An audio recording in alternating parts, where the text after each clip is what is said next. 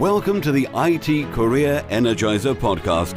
For anyone who wants to build and grow a career in IT, develop and improve your strengths and skills, be inspired and motivated by the successes of others, manage your career progression, and achieve your IT career goals. And now, your host, Phil Burgess. Welcome to episode 280 of the IT Career Energizer podcast. My guest on today's show is the founder of Triada Networks. He is a certified information systems security professional and a member of both Infragard and the US Secret Service's Joint Electronic Crimes Task Force. So it's my pleasure to welcome to the podcast, Raffi Jamgotchian. Thank you, Phil. So, Raffi, that was very much a brief introduction. Could you perhaps give us a little bit more about your background and how you got into IT? Sure. I started out as going to school as a computer engineer. I had a long interest in computers. My father was a computer programmer when I was a young boy.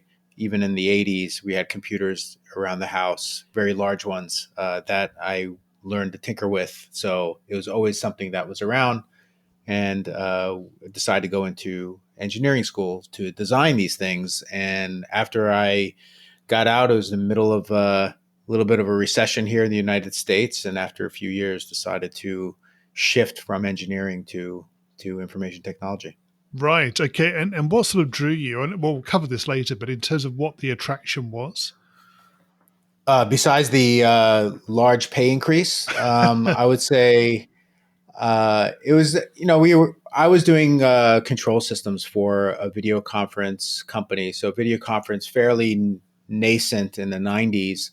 And as I was helping a financial firm with their kind of troubleshooting their systems, we got to know each other. He ended up liking the way I was working around computers and what have you. And he said, join our team. And that's where I really learned networking and what have you. And so that's kind of what drew me into IT initially. It was just, it's an exciting new thing, helping an investment firm, and the money wasn't bad.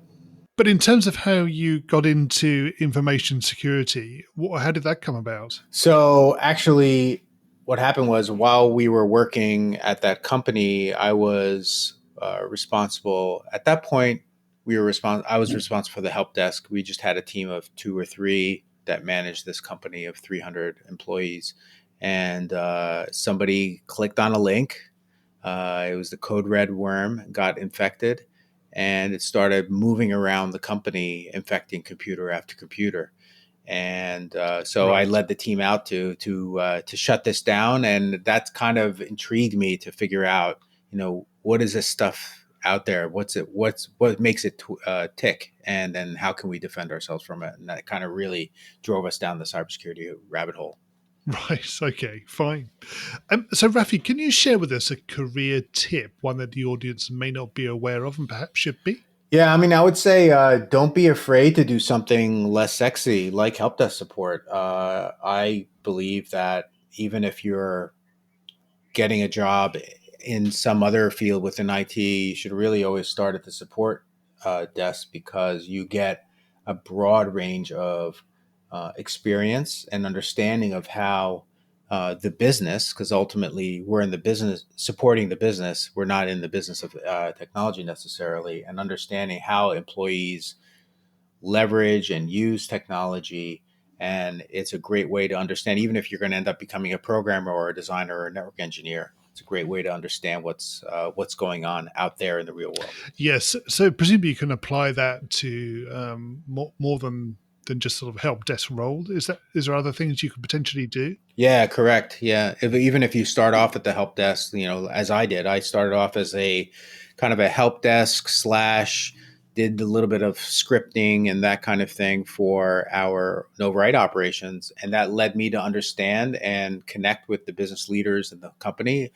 We almost became the face of the IT organization. So even though we had developers that were doing coding, I did have at that point network engineers on our team.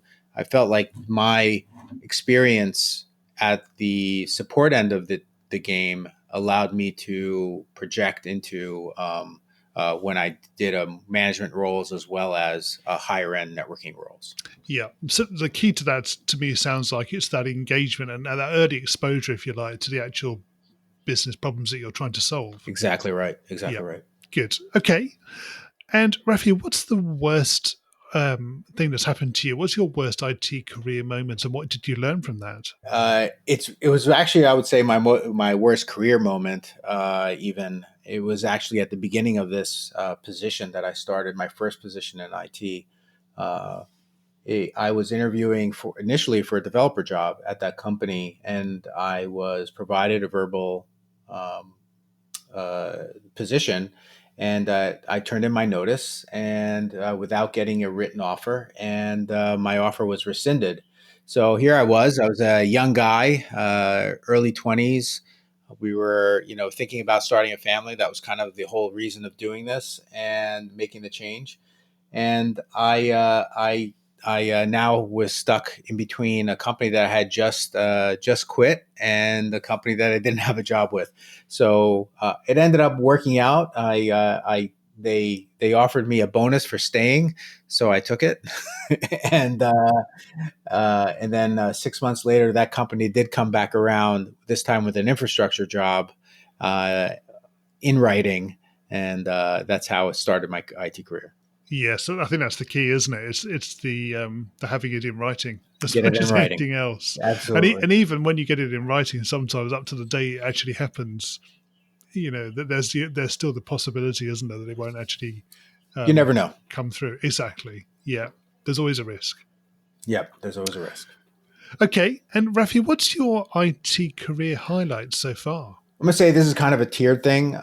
So it really builds upon itself.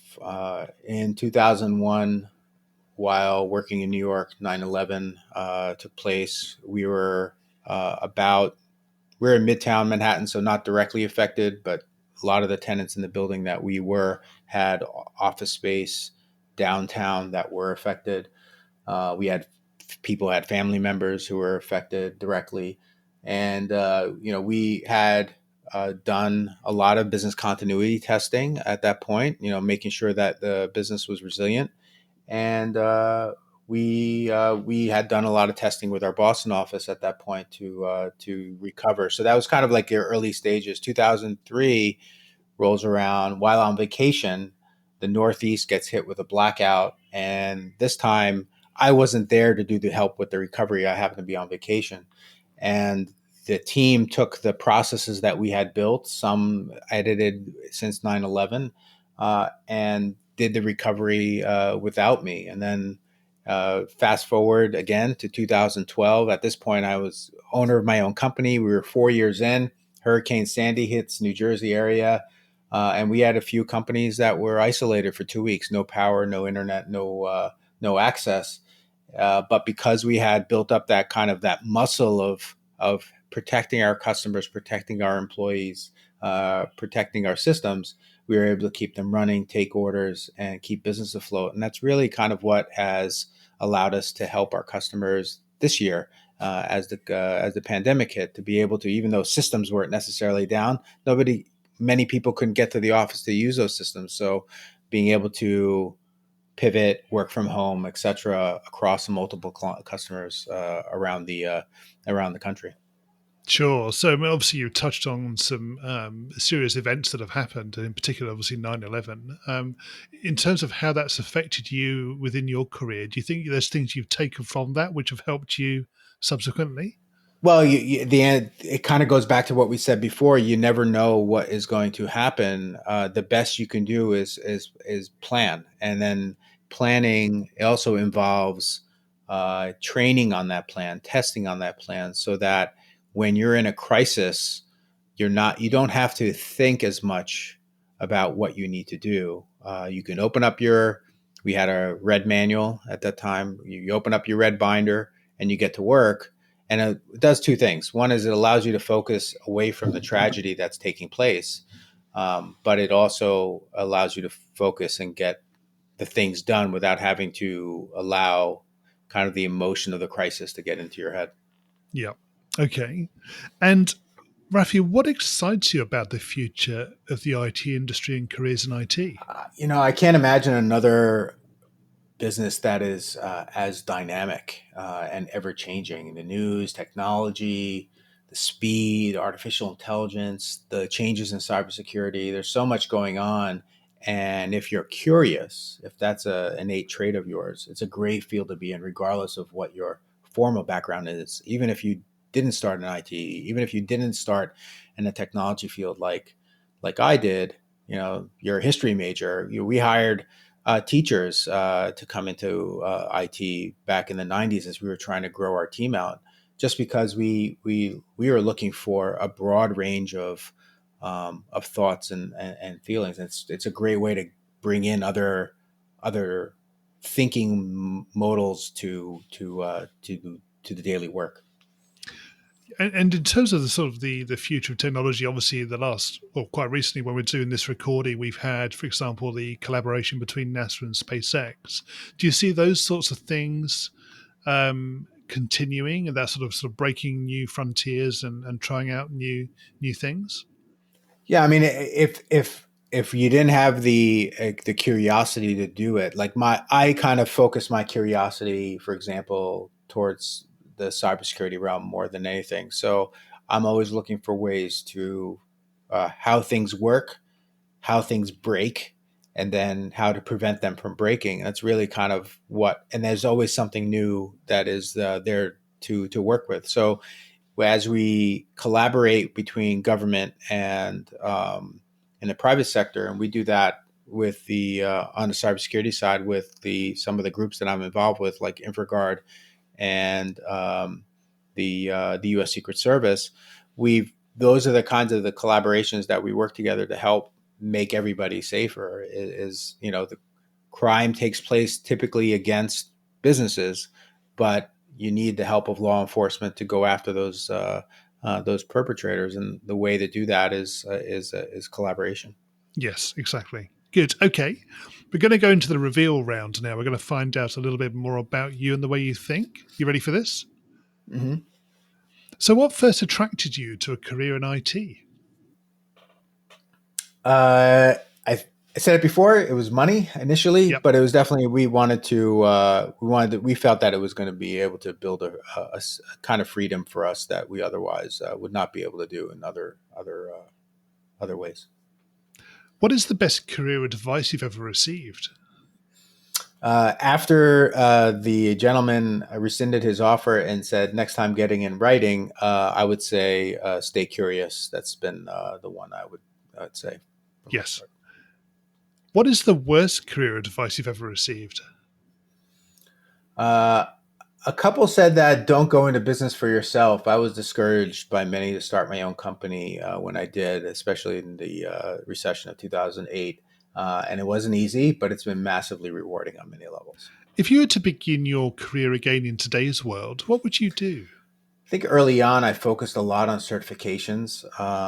I wish that I probably spent more time on doing experimentation rather than actually going to the book to learn things. Actually, just testing out and trying things. I think ultimately that was where I learned the most, rather than from a formal training class. And what career objectives are you currently focusing on? Well, for me now, we own a company. We're looking to grow it. We're looking to mentor others on my team as well as outside with those that are entering their careers, or potentially new businesses that are starting up. So, I'm trying to be able to learn what I've learned and bridge the gap from business and help the next generation. What's the number one non-technical skill that has helped you in your career so far? Honesty. Be truthful and let the chips where they may. Ultimately, you'll be rewarded because of your believability. Yeah, that's an interesting one. How would you define honesty as well? Because there are, you could argue it's black and white, but you could say there's grey areas as well. Yeah, I mean, there's a lot of sugarcoating that happens when incidents occur. I think you see it even in the public when, say, a company gets breached and they're not forthright. It usually comes back to bite them. Uh, Always the companies that tend to go to the more transparent way of doing things in terms of how they respond to those kind of incidents, those are the ones that end up doing better in the long run. Yes. And what do you do to keep your own career energized? In IT and in any technical field, you have to always keep learning. So it's podcasts, it's peers, we talking to vendors, pundits. Any way I can absorb something. Some of it's not terribly useful, but you find nuggets, and don't be afraid to listen to someone behind you on your career path. They may have been exposed or learned something that you can gain from as well. Yes, and that's a very good point, definitely. And what do you do in your spare time away from technology? I'm a little bit of a political junkie, so I do listen and get involved in that sort of thing. But when the pandemic hit, I took up bike riding, and so I kind of blended the two. I started listening to a lot more political podcasts while I was out on my bike, and that was a way kind of clear my head, get away from the business, get away from technology, and distract me with something else. Sure. So obviously November's been quite an interesting month from a political standpoint. So it has been. Yes, it has been. Will be interesting to see what the ramifications of that are in subsequent Yes, weeks sir. and months. Yes, it certainly will. If anything, 2020 has shown us that anything is possible. So indeed, exactly, yeah. Raffi, can you share a parting piece of career advice with the podcast audience? I'm going to sound like a broken record, but stay curious and don't be afraid to try something. It's really the thing that separates those that stay stagnant in their careers and those that progress. And it doesn't necessarily have to be a curiosity with technology. You know, for me, initially, that's what it was. Then it was the curiosity of, okay, what would it look like if I helped a business start up? How would it look like if I then owned that business to build a business from scratch? You know, all those things, those are also innate parts of curiosity that allow you to kind of broaden your thinking and go into new things. Exactly, yes. Good. And Raffi, how can we find out more about you and connect with you? We are Triada Net on most platforms, including Facebook and Twitter and Instagram. I just released a book with a collaborative book on that just got released on Amazon last week called On Thin Ice. You can find it by going to Amazon and search for On Thin Ice. Or if you go to triadanet.com/cybersecurity book, you can add your name to our list and we'll send you the link. Fantastic. We'll also make sure we got those links on the episodes page on the website as well. Thank you. Good.